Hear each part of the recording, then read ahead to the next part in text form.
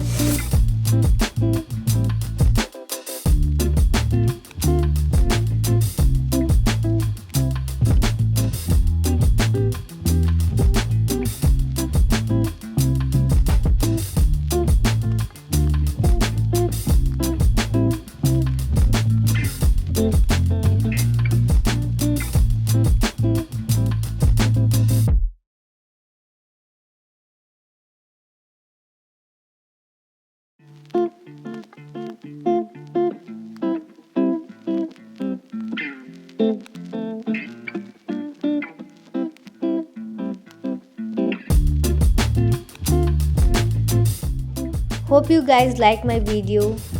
Do not forget to like, share and subscribe. Thank you. See you in the next video.